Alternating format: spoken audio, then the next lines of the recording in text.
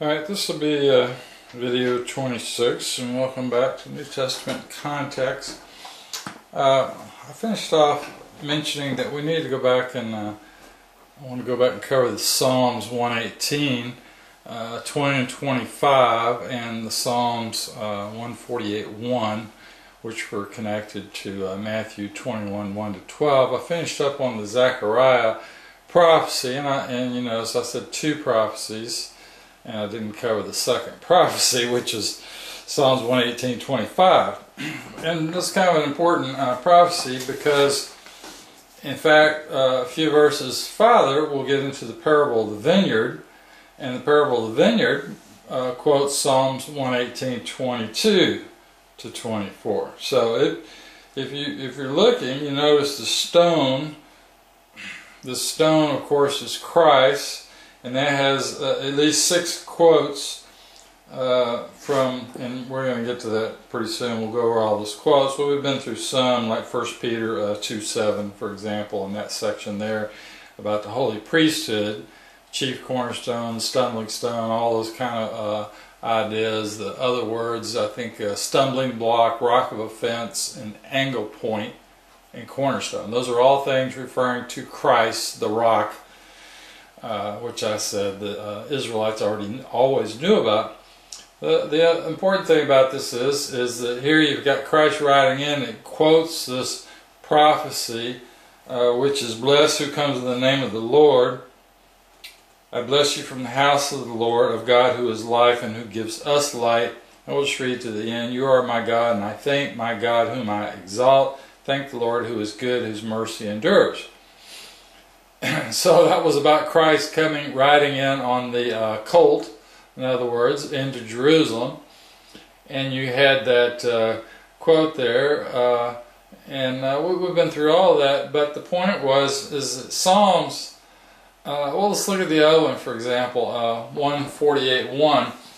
When we went to the Mark 11, 1 through 11, which also referred to this, it quotes 148:1. So if you look over to 148:1,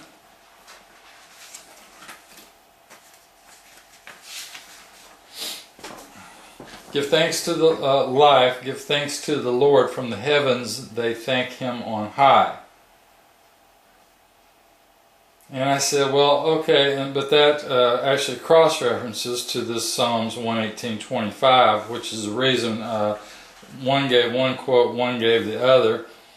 But here again, if you look at 148, and you notice right before that, 147, it's exhortation, but this is actually in the millennium period of the end time.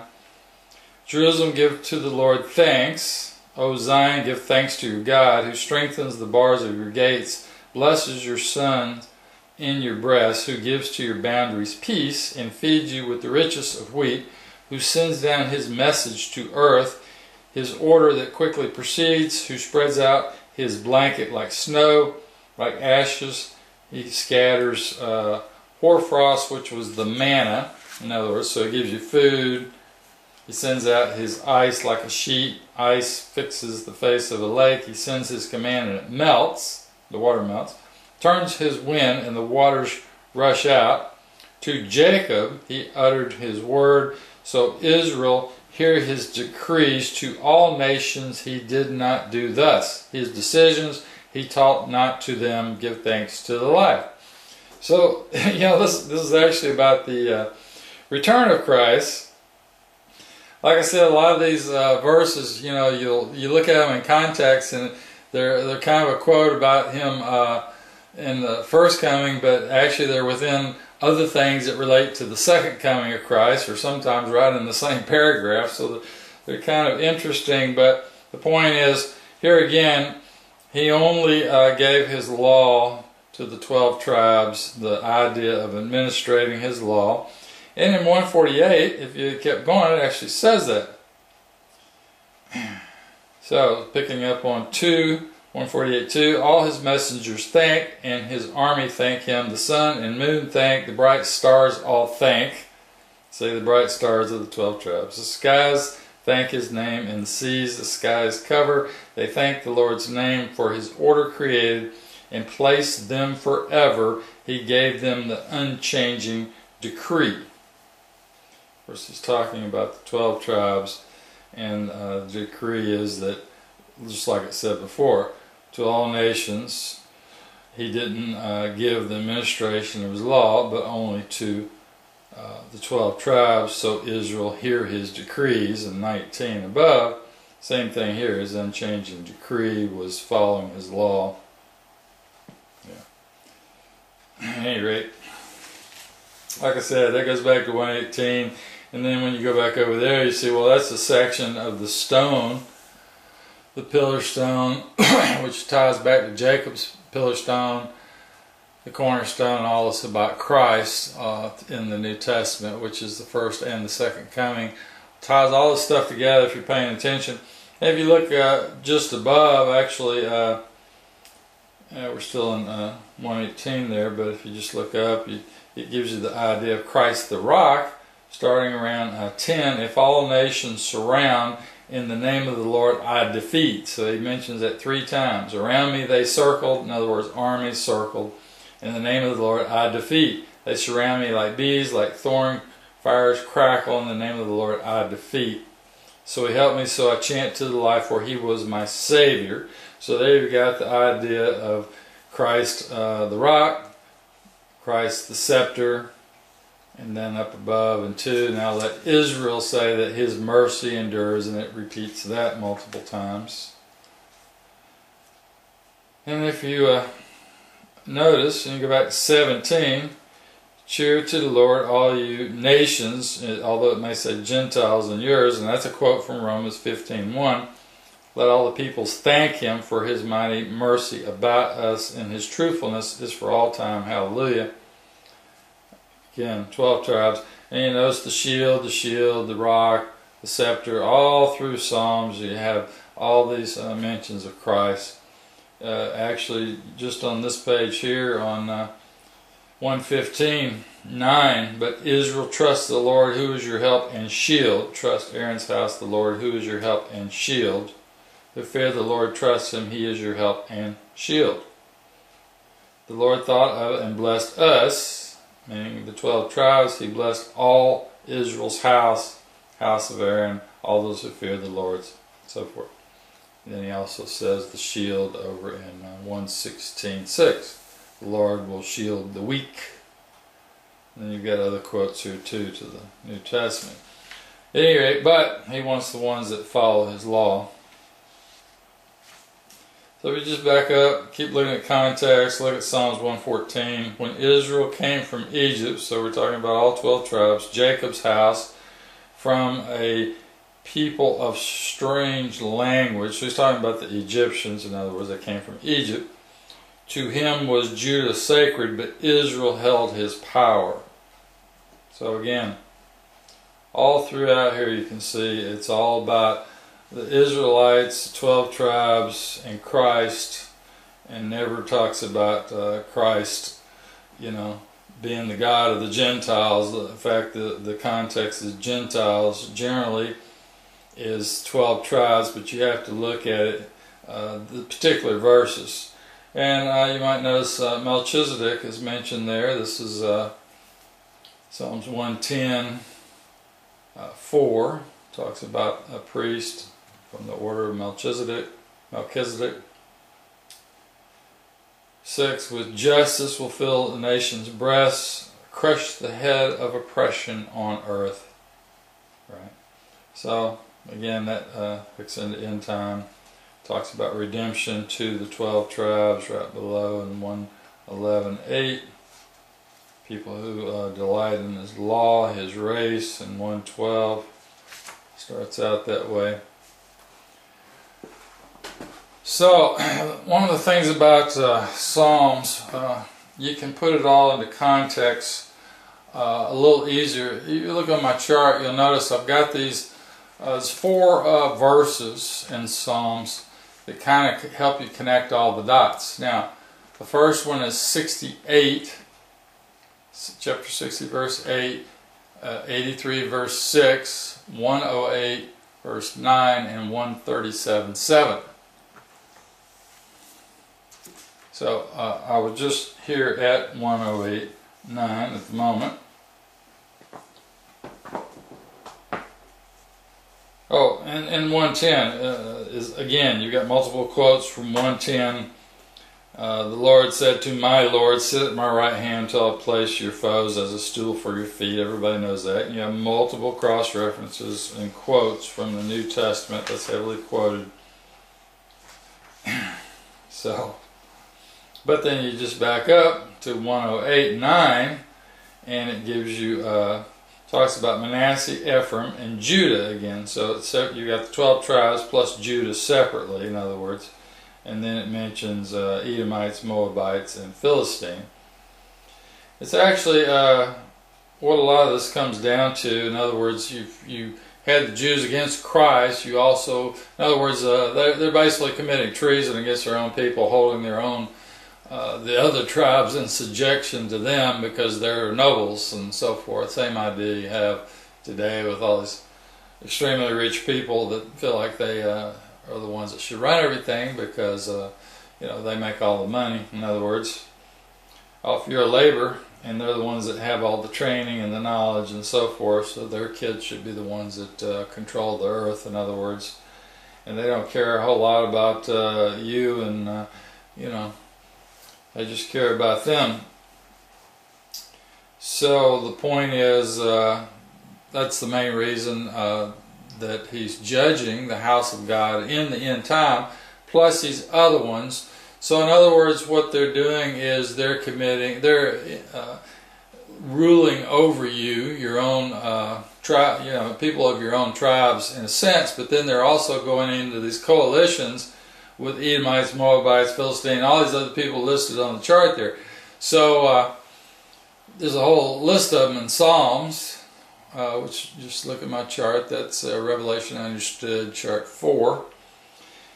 And you can see, so they're getting into military coalitions and things like that with other heathen people. So they're being judged, taken out of the book of lives, but then they're also all these other, and of course Edomites always had a rift with Israel, and they're specifically judged for you know, cheering and basically trying to do in the 12 tribes. They were always trying to do them in.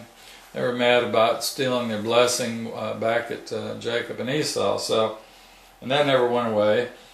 But so that's a long fight between two families. In a sense, it's, I don't know.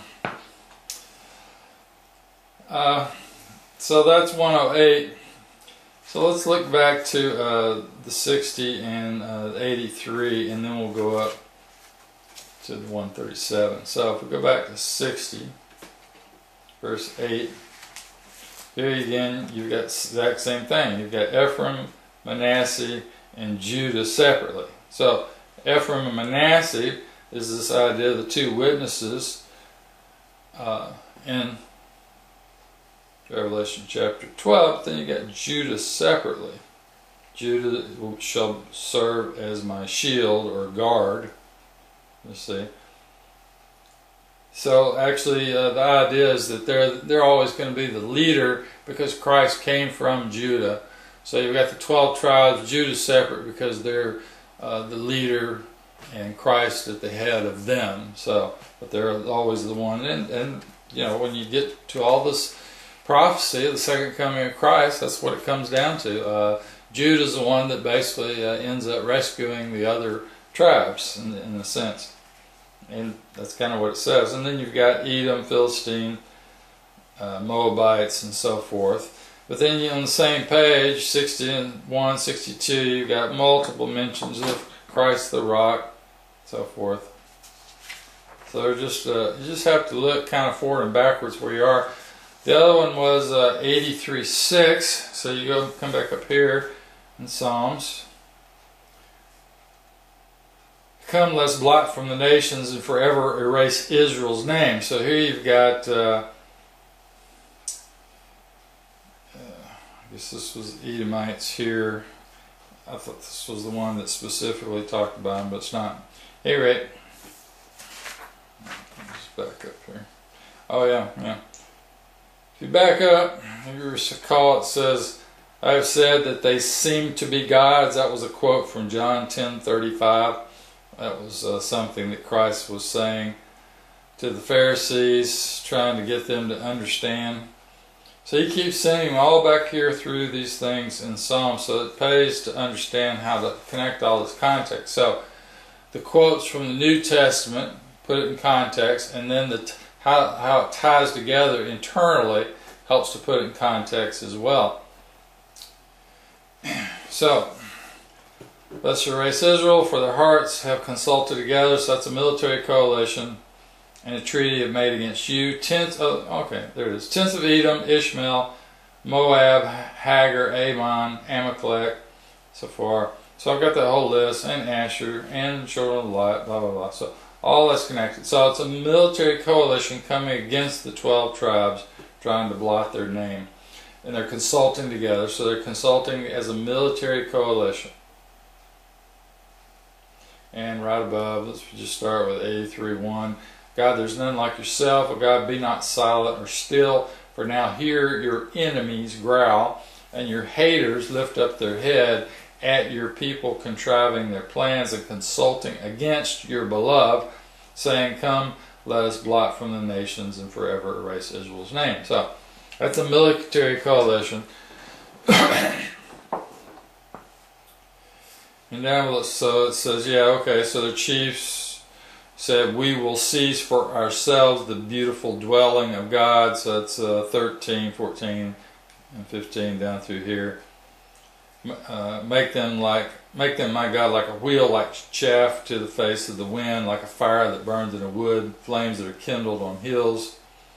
Then you with your tempest can chase, and then by your whirlwinds destroy. Yeah, so he's saying destroy this military coalition that came against the 12 tribes to basically just seize their nation. Well, this, you can say, well, this sounds like it's all happened before, but actually this is going to be an end time event. But you have to go through this verse by verse to show the end time part of it. So that's why you have to do it in order, kind of like I'm doing now in Matthew. You got to do it in order, or you just can't get it all in the right context. All right, and then the other one was 137:7. Remember Edom's sons upon Jerusalem's day, who cried, down, down with her to earth, O Babel's cruel daughter. I bless who pays your debt, the debt you owe to us. I bless who takes your babes and dashes on the stone. So here you go. Edomites wanting to destroy the 12 tribes, and they're saying it's a debt to us. In other words, that they're paying back against the 12 tribes for their blessing being stolen from Jacob. I mean, this is how many years later. So, but then he goes and a little farther in 139, get up like 13. You formed me in my mother's womb. So here you go. David saying, I was formed in the womb. Again, 16, formed in the womb. And then the people who revolted from God. So Jews against Christ, 21, those who hate you, Lord, do I not hate? And loathe those who rise against you. Those who hate you, I perfectly hate. So, they're enemies to me. Deliver me, or here you go. This is 141. From bad men, preserve me from those who oppress, who meditate crime, who daily assemble for wars. They dart out their tongue like a snake. Guard from the hand of the bad, snatch me from the men who oppress. So, again, context, Jews against Christ. That goes up to Romans 3:13. And you just you have to keep going through this and looking at where it comes from in the New Testament, compare what's up there to what you're looking at back here, and connect the dots, and that's how you put it all into context. So, the point is, I didn't really do that the other day. And then right below, like I said, we're going to get into these parable of the vineyard, where it quotes Psalms 118:22, which is right back to where we came from. about the cornerstone, the stumbling stone, all that. So it was important that we kind of looked at it, that it's a prophecy. As he rides in, then it's another prophecy in all these parables, which all these parables about basically about the same thing. The Jews against Christ, he came to his own, they reject him, and worse, they want to kill him and reject the Spirit. They see him heal people, raise people from the dead, and they reject that Spirit and basically just think, well, you know, we got to kill this guy. It doesn't matter that he's healing people and raising people from the dead. All they can think about is we got to kill him. No one says, well, hey, shouldn't we? If he worked for us, wouldn't that embolden our position, right? No, they don't want him working for them, because everything he says about the Jews, basically, or about the Jews against Christ, he's always speaking about them in a negative context. And you can always see when it talks about the ones that accept Christ, they're the house of Judah who are for Christ, and then they're told to take the message to their brethren, the house of Israel. So it's a simple context, and it all ties in with what's back here in Psalms and Isaiah and Jeremiah and everything else. So let's go on and start with 21:18 to 22 in Matthew. Oops.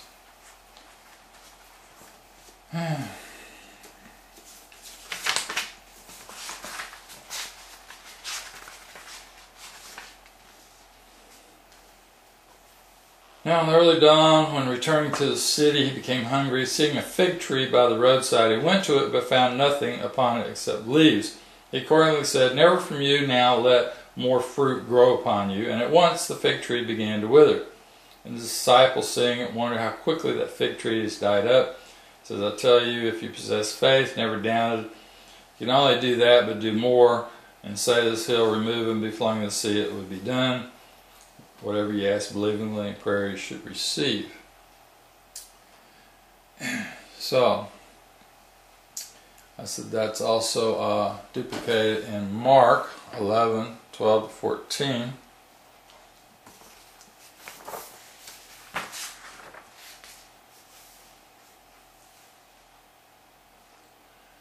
On the morning following, when he's leaving, he's hungry, seeing the fig tree.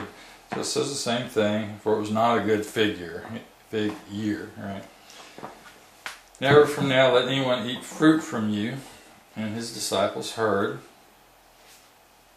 Then he went into the temple, and so it is a shorter version over here.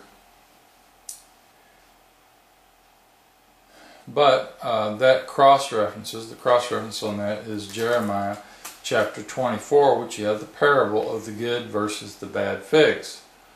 And the good figs were redeemed house of Judah who repented and followed God's law. In other words, followed what Jeremiah told them to do. And then the bad figs basically were the nobles, the leaders who joined the which I say is the synagogue of Satan, which at that point in time was Jews against Christ, became part of a seed of equal to all kingdoms. So if we go back to Jeremiah chapter 24, but as for the, in verse 8, but actually we should just start at the beginning, because starts out, "The ever-living enlightened me, and I saw 2 baskets full of figs before the temple of the Lord after the capture of the king," and so on, and transportation. "One basket was very good," that's verse 2, "like best figs, but the other basket was very bad figs, which could not be eaten for badness. And the ever-living asked me," and it's Jeremiah in other words, "what do you see, Jeremiah?" When I replied, "Figs. The good figs very good, but the bad figs very bad, so they cannot be eaten." Then the command of the ever-living came to me, "Proclaim, thus says the ever-living God of Israel, as with these good figs, I will discriminate among the captives of Judah." So, house of Judah, and he's going to discriminate between the ones that will listen to his word and follow his word and repent, in other words. So, will discriminate whom I have sent from this place to the country of the Kasdim to benefit them, and will set my eyes upon them beneficently, and restore them to their country and in their children, and not destroy them, and plant and not pull up. I will also give them a heart to understand me, that I am the ever-living. They shall be my people, and I'll be their God when they turn to me with all their heart.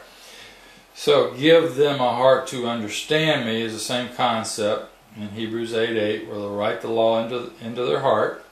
It's the same thing.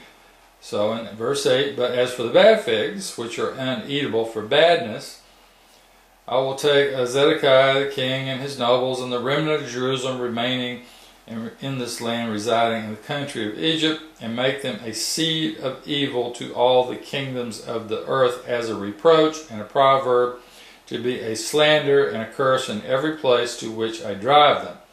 I will also send them sword, famine, and plague to harass them from off the land I gave to them and their forefathers. And that crosses over, if you go over to 29:17, and it actually kind of goes through that a few times, this whole idea about the preachers. So if you just flip through here, you see it. But if you go up here to 29:17, it says, all the people will remain in the city after you have not gone with you to Babel. Therefore, says the Lord, I will send to them sword, famine, and plague, and make them like rotten figs, so rotten they cannot be eaten. I will chase them with the sword, famine, and plague. So figs, I will chase them with the sword, right? Figs, absolutely. Discriminating between the good and the bad is discriminating between the leaders of the house of Judah, basically, that would not listen to Jeremiah's word. They were told to go to Babel. In other words, they were told to go into judgment, and they refused to do that. So, and basically wanted to say, we're going to stay here, we're God's people, and it doesn't matter, we're just going to rely on that. And he says, no, you're going to be judged for 70 years. At any rate, so it says, they'll chase them with a sword, famine, plague, make them a dispersion in all the kingdoms of the earth. So he's going to disperse them all over the earth into all different kingdoms, as a curse and desolation and contempt and reproach to all the nations where I have flung them, because they would not listen to my messages. So, and then he goes on down and talks about other things. But if you back up, you see he's talking about preachers in 29:9, preachers who lie.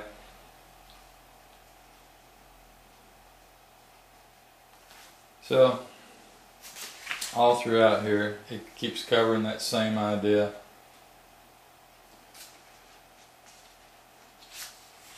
We covered that in 27, and then goes back where it came from. So, the two figs.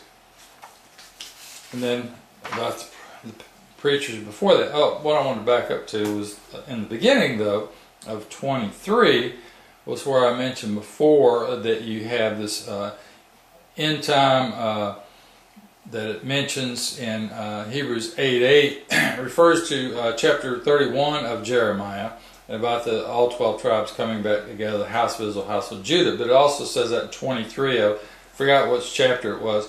So let's just start with 23. Woe to the shepherds who destroy and scatter the sheep of my pasture. Therefore the ever-living God of Israel addresses the shepherds. Shepherds, you scatter the sheep and chase them away and do not collect them. Therefore I will impose upon you the wickedness of your proceedings. But I'll collect the remnants of my flock from all the lands where I have driven them. I'll restore them to their homes, and they shall be fruitful and multiply. I'll also appoint shepherds over them, who will tend them, and they shall not be terrified or driven or injured. So the shepherds, in other words, who were, had the authority, the ones that were in their synagogues, for example, or wherever they were, the temple or whatever, at that point in time, apparently most of them were lying to people. So, don't think anything's changed. It hasn't, as I showed in Zechariah, at any rate. But he's going to find shepherds that will, and these shepherds will know the word correctly and show you how to put everything into context for yourself. And he'll write his law into your heart. So Christ himself will make sure that there's no question about whether he did away with the law or didn't do away with the law. No, he's going to write it into your heart, and you'll know that, yeah, it's all about following his law and ministering his law. That is your job. So verse 5, the days shall also come when I raise for David a righteous offshoot and a royal king who will govern, do justice and right. So a righteous justice system. In his days Judah shall be safe and Israel rest in safety, and the name shall be called our righteous Lord. Therefore the times come when they shall no more say, by the life of the ever-living who brought Israel up from the land of Egypt, but by the life of the ever-living who brought Israel up, conducted the race of the house of Israel from the land of the north, from all the lands where he had driven them, and restored them to their own soil. But when you go up to 31, which is really the one that's quoted, although it says the same thing, actually multiple times starting in chapter 30 if you're paying attention. But in 30, actually the whole of 31, if you look at it, says, you will understand in the future times, at the period when I will be a God to all the families of Israel, and they will be my people. So that's all 12 tribes. Okay. Verse 2, thus says the ever-living, the nation of Israel remaining from the sword has found favor in the desert where it went to rest itself. The ever-living saw me from afar and loved. I love you, who says, with an everlasting love, therefore I will attract you by kindness. I will build you again, and you shall be rebuilt, virgin of Israel. Think Revelation chapter 14. Prepare your timbrels and come out to the dances with laughter. Plant vineyards on the hills of Shomron. Plant slips and play the flute, and so forth. Okay, shout to Jacob. Be glad and neigh at the head of the nations. Let them hear you and cheer. O ever-living, save your people, the fragments of Israel. I will bring them from the land of the north, collect them from the flanks of the world. So from all these nations where they were scattered, with their blind and lame, the pregnant and childing woman shall return together here in a great crowd that went away with tears. So they were taken into captivity. But on the paths of delight I will lead them in jubilee to rivers of water by a level way in which they cannot stumble, for I will be a father to Israel with Ephraim as my firstborn. Nations, hear the message of the Lord, report it to the distant isles, and proclaim to the race of Israel. He who scattered us will shield us as your shepherd does his flock. So it was, like I said, it was Christ before that was judging the house of God, and then he brings them back to their land, the remnant, or whatever's left. For the ever-living will redeem Jacob and free him from the hand that is stronger than his, and he shall come with cheering to the top of Zion, and stream to the Lord's endowment of corn, wine, oil, and the young of the flock and the herd. For their soul should be like a watered garden, never again endure distress. So that's end time. Unless you think that's all happened. Then the girls will rejoice in the dance. I'll change their sorrow to delight. So forth. And then we have this quote from Matthew 2:18. And that was when they, Herod the First, I think, killed all those children, trying to kill Christ. Your sons shall return to their home. That's verse 17. My dear son is Ephraim. Read through that. Set up your beacons, your landmarks set up. So in other words, your flags, like I said, beacons, flags.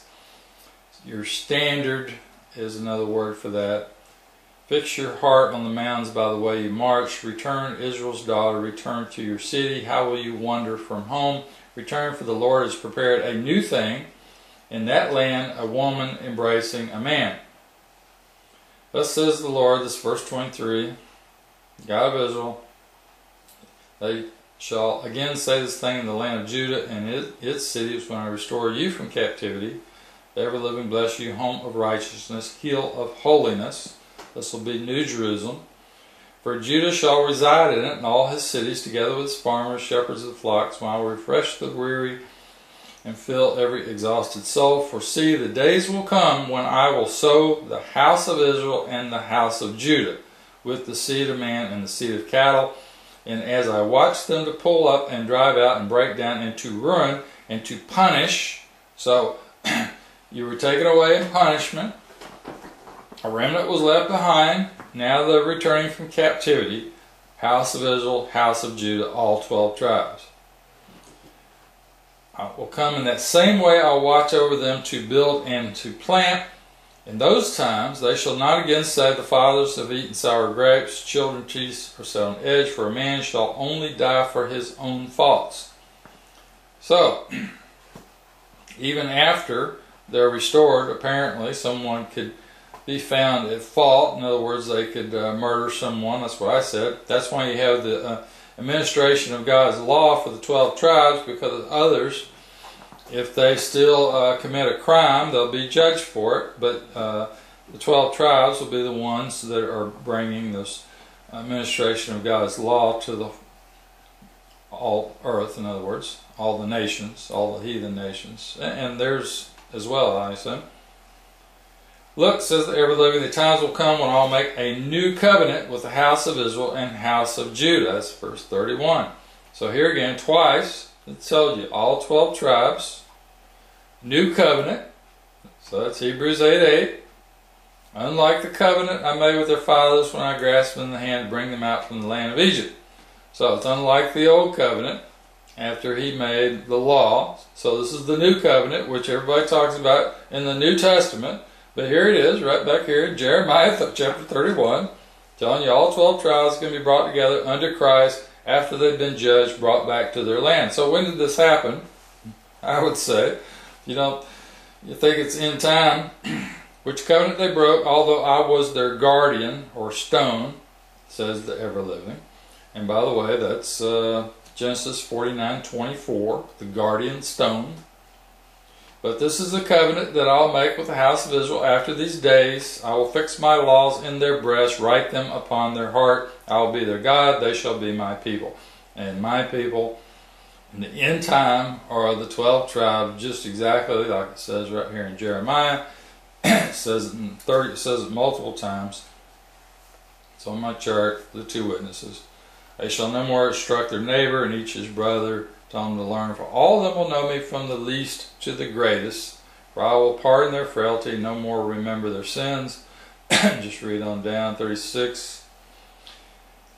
And of course it's saying, if someone can remove these institutions, which obviously they can't. So he could remove them from Israel. So in other words, since no one can change any God's decisions, then it'll happen. So race of Israel, he mentions. The whole race of Israel, again, 37. Be sure the times come when the city will be built for the ever-living. That's New Jerusalem. End time Jerusalem. Build the city is going to be built. It has foundation stones, just like it says in Revelation. Gives you the size. So it's not the old Jerusalem. This is a new city, and it does have a sea on the west and a sea on the east, just like we said the other day. But so does the United States. And the United States is big enough for the city, which is described as 1,500 miles square, where obviously Israel wouldn't even come close to that. So, and then the last thing it says, and it'll be done forever. So this city, New Jerusalem, lasts forever. That's exactly what we see. So you have the same concept. You just bump over to 31. Or 32, I mean, children of Israel, children of Judah mentions multiple times. Collect them, restore them to a great gathering. I'll record an everlasting covenant with them. That's 32:40. They will never abandon me. I'll restore the captivity. That's the last verse in chapter 32. Then you go to 33:14. Be assured the days come when I will accomplish this good promise which I promised to the house of Israel and house of Judah, all 12 tribes. In these days and at that period I'll cause a perfect scepter to rise up. He will execute justice and right in the land. In those times Judah will be safe, Israel rest secure. And this is what she will call him our righteous Lord. So it's talking about Christ over 12 tribes. Everybody will be secure. No more war. There will not be wanting a man, David, to sit upon the house of Israel. So, and make sacrifice for all time. So, and then we get to verse 23. Have you seen what this people say? The two families that the ever-living chose. That's house of Israel, house of Judah. If you don't get it, he talks about the race of Jacob and sums up with his minister David, not take from his race governors for the race of Abraham, Isaac, and Jacob when I restore their captives and pity them. Same concept. 31, 2, and 3, and then same idea back in 23. So all of those contexts are identical, exactly what the New Testament says, because everything in the New Testament is basically right there in the Old, and Jeremiah and Isaiah. That's why, and Psalms. That's why those have most of the, Isaiah in reality has most of your end time context of the return of Christ. But as we see right there, 4 places, and then some of them are actually repeated within the same chapter. 4 places right there in Jeremiah. And it has to be end time. It's the only time you have all 12 tribes brought together, brought back from captivity, and then all this is going to run forever under a perfect justice system under Christ. That's the only context can possibly be is end time. So the fruit, I guess I finished that up. It became part of the seed of evil to all kingdoms, and we covered that seed of evil. And then the tree in verse 24:9 was a family tree or posterity, again, which is that concept's used many times. So the ones that repent, teach Christ, they're the ones, and it says it must be requested. That was one of the things he says in another. So if you just look at all the context of all the different verses that talk about this end time restoration of all 12 tribes under Christ, New Jerusalem, you got to take a little look at what this one says, look at what that one, just like looking at Matthew, Mark, Luke, and John. Look at all the ones and compare them, and you get a little bit different look on one than you do the other. So you have to compile all that, and then you can put it all into context. Then when you're looking through Isaiah, for example, you put it all into context. Same way we did here by going from 23, it said one thing, but then it kind of expands on it, and another one expands on it, another one. So you've got to compile all those different things that are talking about the same thing in context, compile all that it says from all of them to give you a better overall view. If you don't compile it, and it helps it to have a chart like this to kind of see what all verses you need to be looking at, and put it in order. And then just like this, you can see your quote, and you see, okay, well, we were just there, and then how this connects. You get it better in your head, and if you keep looking at this eventually, and that's what he expects you to do. He expects you to look at the words he gave you in the book, try to learn this stuff. I'm just trying to give you a good study chart, so I hope that did good, and we ended at the end of 21, 18 to 22.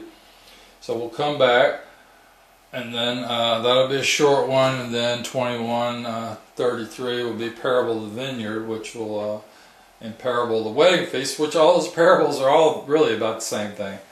They're about the people of his 12 tribes. They're not about this odd idea, this Gentile, which is not one of the 12 tribes, which he came to throw away all his prophecies about the 12 tribes. We're going to get rid of all of that, and now we're just going to pick whoever, and that's what it's about. That's not what the Parable of the Wedding Feast is about. It's about the difference between the Jews who accepted him and the Jews who didn't, and they were typically the ones that were running the show. So we'll come back with video 27, and we'll come back with Matthew 21, 23 to 32. So thank you for watching.